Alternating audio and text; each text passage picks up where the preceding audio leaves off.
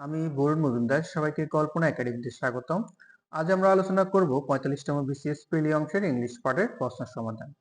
তো আমরা 1 নং এ দেখি। 1 নং এ বলতেছে she insisted on dash leaving the house।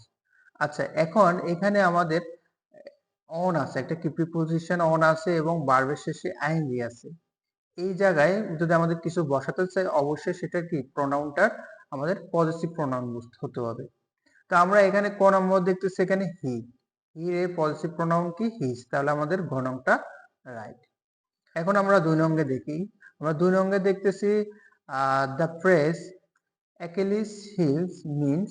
আচ্ছা, অ্যাকিলিস হিল অত হলো দুর্বল জায়গা, তাহলে আমাদের গ নংটা রাইট, এ উইক পয়েন্ট। তারপর 3 নং এ দেখি he does not adhere dash any principal. আচ্ছা, এখন আমরা জানি যে adhere to মানে হতো লেগে থাকা বা মেনে চলা। তো এটা একটা অ্যাপ্রোপ্রিয়েট প্রিপোজিশন, তাহলে এখানে আমাদের ঘ নাম্বারেই রাইট হবে, আমাদের adhere to হবে, এখানে টু হবে রাইট অ্যান্সার। তারপর আমাদের 4 নঙ্গে দেখি, এখানে হচ্ছে millennium is a period of. আচ্ছা, মিলেনিয়াম মানে হলো তো 1000 বছর, তা আমাদের তাহলে 1000 ইয়ার, আমার এটা খ নাম্বারটা হলো আমাদের রাইট অ্যান্সার।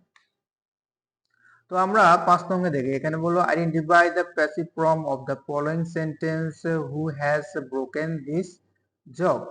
আচ্ছা, এখানে একটা, এটা হলো আমাদের অ্যাক্টিভাস, এটাকে বলতেছে প্যাসিভে রূপান্তর করতে হয়।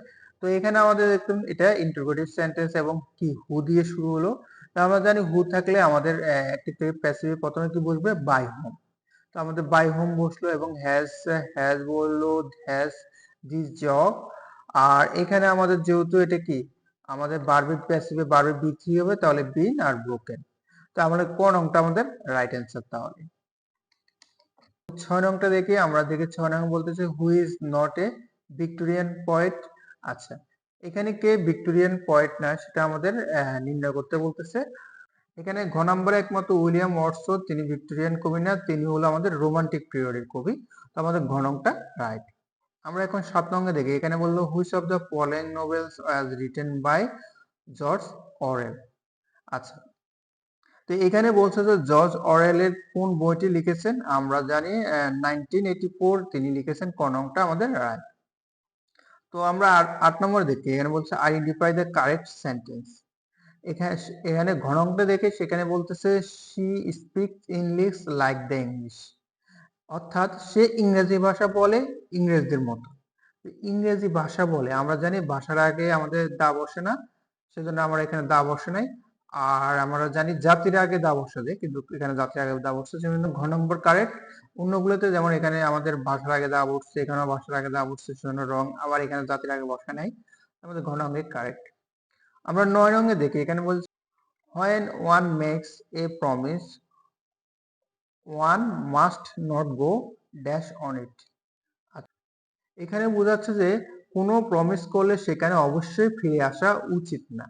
তাহলে এখানে আমাদের আমাদের প্রিপোজিশন ব্যাক বসবে, কারণ আমরা জানি গো ব্যাক অন অর্থ ফিরে আসে, গো ব্যাক অন অর্থ আমরা জানি ফিরে আসা, তাহলে আমাদের খ নম্বরটা রাইট, ব্যাক।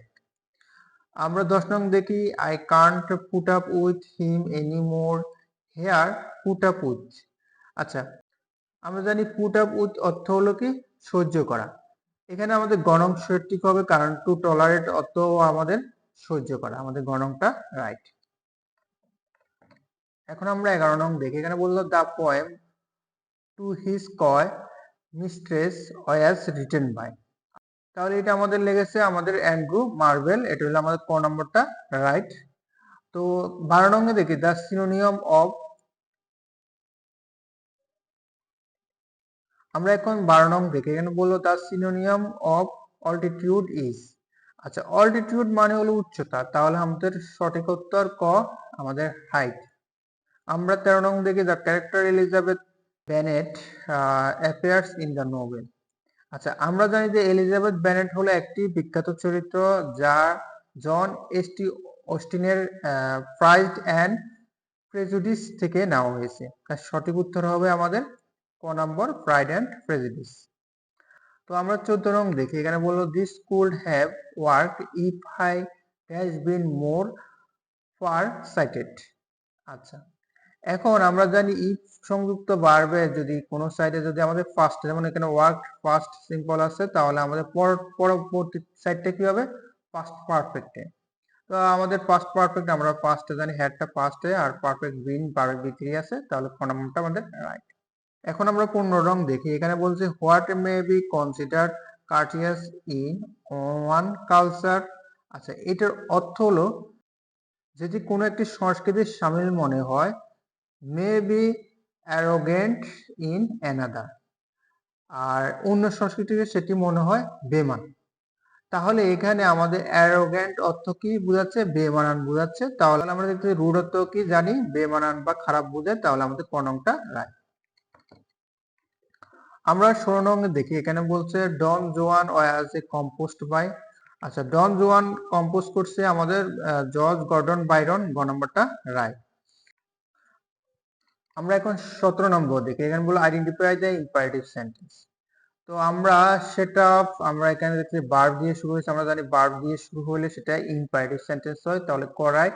অন্যগুলো যেমন শাইন ইজ প্লেইং ফুটবল, এখানে কি সাবজেক্ট দিয়ে শুরু হয়েছে, সাবজেক্ট দিয়ে শুরু হলে আমরা জানি সেটা অ্যাসার্টিভ সেন্টেন্স, এটা হবে না। আবার আই শেল কুক ডিনার, এখানে আই সাবজেক্ট দিয়ে শুরু হয়েছে, তাহলে এটা অ্যাসার্টিভ সেন্টেন্স। যেমন হোয়াট ইজ ইউর নেম, এখানে হোয়াট দ্বারা শুরু হয়েছে, বা হোয়াট বা অক্সিলারি ভার্ব দিয়ে শুরু হলে, ডাব্লিউএস ওয়ার্ড দিয়ে শুরু হলে আমরা জানি সেটি ইন্টারোগেটিভ সেন্টেন্স। তো আমাদের ক নংয়ে রাইট, যেটা ভার্ব দিয়ে শুরু হয়েছে। আমরা 18 নং দেখি। Black death is the name of. আচ্ছা, ব্ল্যাক ডেথ হলো একটি প্লেগ মহামারীর নাম, যেটি মূলত 1946 সাল থেকে শুরু হয়, যা ইউরোপ, এশিয়া, অস্ট্রেলিয়া পর্যন্ত ছড়িয়ে পড়েছিল। সেখানে প্রায় লক্ষ লক্ষ মানুষ মারা গিয়েছিল। তো আমাদের ঘ নাম্বার হচ্ছে প্লেগ প্যান্ডামিক। আমরা 19 নং দেখি। এখানে বলছি Ulysses. Ulysses is a poem written by. আচ্ছা, এটা লিখেছেন আমাদের আলফ্রেড টেনিসন, এটা লিখেছেন, ঘ নাম্বারটা রাইট। আমরা 20 নঙ্গে দেখি হু রোট দ্য পোয়েম অজামেন্ডিন্স। অজামেন্ডিন্স এটা লিখেছেন আমাদের পিবি শেলি, আমাদের ঘ নাম্বারটা রাইট। এখন আমরা 21 নং দেখি। এখানে বলছে Clym Yeobright is the protagonist of the novel. আচ্ছা, এখানে বলছে এটি কোন নোবেলের প্রধান চরিত্র ছিল? এটা ছিল আমাদের the return of the native, আমাদের এটা ঘ নাম্বারটা হবে রাইট। এখন আমরা 22 নং দেখে বলছে আমাদের the train is running dash 40 miles an hour. আচ্ছা, এখানে ঘন্টা এত মাইল বেগে যাচ্ছে, এটা কি গতিসীমা বোঝাচ্ছে। তো আমরা জানি গতিসীমা বোঝালে আমাদের প্রিপোজিশন অ্যাড ব্যবহৃত হয়, এখানে অ্যাডটা আমাদের রাইট। তো আমরা 23 নং দেখি। আমরা এখানে দেখতেছি he divided the money dash the two children. আচ্ছা, এখানে কি দুইজনের মধ্যে কি টাকা ভাগ ভাগ করে দেওয়ার কথা বলতেছে। তো আমরা দুইজনের মধ্যে বোঝালে আমরা জানি ক নাম্বার বিটুইন বোঝায়। আমরা 24 নং দেখি। এখানে বললো no one can that he is clever. আচ্ছা, এখানে বোঝাচ্ছে কেউ অস্বীকার করতে পারে না সে চালাক। তো এখানে ডিনে ব্যবহৃত হবে, কারণ ডিনে অর্থ আমরা জানি অস্বীকার করা। তো আমাদের খ নাম্বারটা আমাদের রাইট হবে। আচ্ছা, আমরা 25 নং দেখি। এখানে বলে choose the right form of verb the boy to lie on the floor স্টারে। আচ্ছা, এখানে টু লাই যায় কি বলবো আমরা? এখানে দেখছি যে স্টারের একটা টেন্স মার্কার, আমরা জানি এই স্টারে থাকলে মানে গতকাল এই থাকলে তা আমাদের পাস্ট ইনডিফিনিট হয়। তো আমাদের এখানে টু লাই অর্থাৎ এখানে কিন্তু শোয়ার কথা বলতেছে, এটা এই লাই কিন্তু মিথ্যা না, শোয়ার কথা বলতেছে। তাও এই লাইয়ের আমাদের ফার্স্ট হলো কি লে, তাহলে ক নাম্বার আমাদের রাইট। আমরা 26 নং দেখি। এখানে বললো she played on the flute, passive রং করতে বলতেছে। তো আমরা জানি প্যাসিভের ক্ষেত্রে দা ফ্লুট অবজেক্টটা আমাদের সাবজেক্টে আসবে, আর এখানে যেহেতু আমাদের প্লেড একটা কি পাস্টে আছে, তাহলে আমাদের অক্সিলারি ভার্ব ওয়াজ প্লেড হবে, আর এখানে অন তো আছে। আর এখানে আমাদের প্রিপোজিশন বা ইউজ করতেছি, কারণ আমাদের প্যাসিভের ক্ষেত্রে প্রিপোজিশন হয়। আর এখানে আমাদের সাবজেক্ট শীতের সাবজেক্টটা আমাদের অবজেক্টে আসবে, হার হবে। তো আমাদের এখানে খ নাম্বারটা আমাদের রাইট। এখন আমরা 27 নং দেখি। এখানে বলতে অ্যান্টোনিমি পর আদিউ। আচ্ছা, আদিউ এখানে বলতেছে আমার বিপরীত করতে বলতেছে। তো বিপরীত আদিউ অর্থ আমরা জানি বিদায় জানানো, এর বিপরীত হলো আমরা হ্যালো, হ্যালো অর্থ সূচনা। তো আমাদের ঘ নাম্বারটা রাইট। এখন আমরা 28 নং দেখি, এখানে বলছে walk fast lest you should miss the train. আচ্ছা, ওয়াক ফাস্ট এটা একটা ক্লজ, আর you should miss the train এটা একটা ক্লজ, এবং এখানে কি লেস্ট দিয়ে সংযুক্ত আছে কনজাংশন। তো আমরা জানি দুটো ক্লজকে আমাদের কনজাংশন দিয়ে সংযুক্ত করলে সেটা হয় যে আমাদের কমপ্লেক্স সেন্টেন্স, আমাদের ঘ নম্বরটা রাইট। আমরা 29 নংটা দেখি, a number of singular is a search is called. আচ্ছা, আমরা জানি যে চার্চের মধ্যে যদি গ্রুপ করে যারা গান করে তাদেরকে বলা হয় কয়ার। তো আমরা জানি এখানে ক নাম্বারে আছে কয়ার, কয়ারটা রাইট। এখন আমরা 30 নং দেখি, এখানে put the right word in the blank, he reached the dash of his literary career. আচ্ছা, এখানে বোঝানো চাচ্ছে যে তিনি তার কেরিয়ারের চূড়ায় পৌঁছে গেছেন।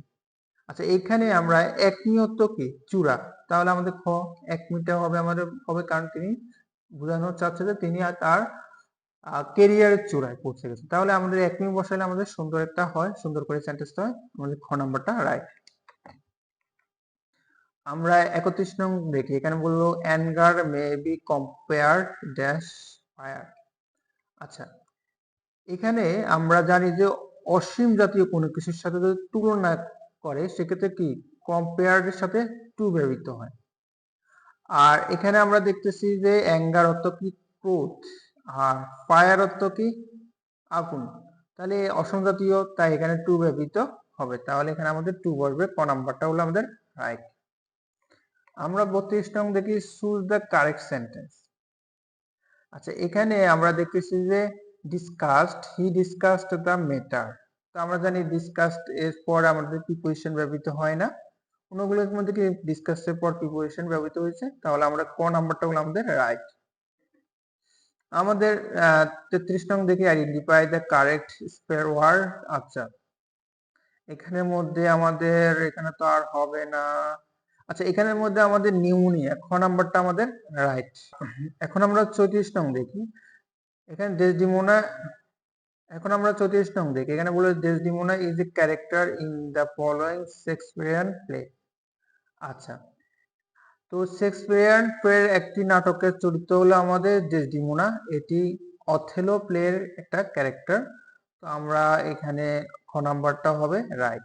এখন আমরা 35 নংটা দেখি, এখানেও বললো মেটেরোলজি ইজ রিলেটেড টু। আচ্ছা, মেটেরোলজি হলো আমাদের আবহাওয়ার সাথে সম্পর্কিত, তো এটার সঠিক উত্তর হবে আমাদের ঘ, ওয়েদার ব্রডকাস্টিং আমাদের সঠিক উত্তর। এই ছিল আমাদের 45তম বিসিএস এর কোশ্চেন সমাধান। তো আমাদের ক্লাসটি কেমন লাগলো অবশ্যই আপনারা কমেন্ট বক্সে জানাবেন, আর আমাদের ভিডিওগুলো পেতে অবশ্যই আমাদের চ্যানেলকে সাবস্ক্রাইব করবেন, কারণ সাবস্ক্রাইব করলে আমাদের ভিডিওগুলো আপনারা খুব সহজে পাবেন। তো সবাই ভালো থাকবেন, সবাইকে ধন্যবাদ।